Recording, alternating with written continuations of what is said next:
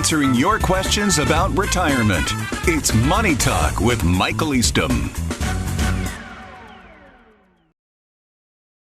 I have a 2025 target fund in my 401k, and that's it. I chose it a long time ago and just left it. I'm planning to retire in a few years. Should I change it? Should I have more than one fund? It's done well over time, but I'm getting too close to retirement to make a mistake.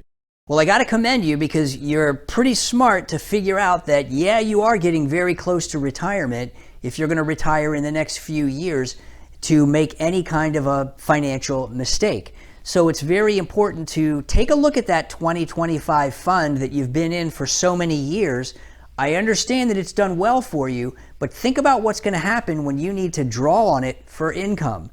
You're going to be forced to sell up shares from that 2025 fund in order to generate cash flow.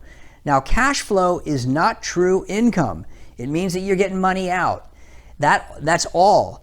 And if the market is down and the value of those shares is down, then you're going to have to sell more shares in order to get the same amount of income as you would need when the value is higher. And that's just the way the math works. The problem with that is if you end up selling shares when the market value's down, then you're actually selling principal. And if you have to spend that money to cover your expenses, then you could very easily run out of money too soon if the market stays down for too long. It may not be a recoverable situation at that point. A better option would be to consider taking that 2025 fund, rolling it into an allocation of income generating investments. In other words, things that are designed to pay you interest and dividends. Here's the benefit there. The interest and dividends are a renewable resource. In other words, when you spend that money, then your investments, the principal of those investments, is going to generate more interest and dividends the next time. It gets even better. If you don't need to spend all that money, then we can reinvest those interest and dividends, and that creates a natural, organic inflation hedge to provide you more income down the road. Think of this analogy, the chicken and the egg. If you have a chicken that lays eggs and all you do is eat the eggs, well, that chicken's going to lay more eggs. That's the renewable resource. But if you decide one day that you want fried chicken, guess what? No more eggs and no more chicken.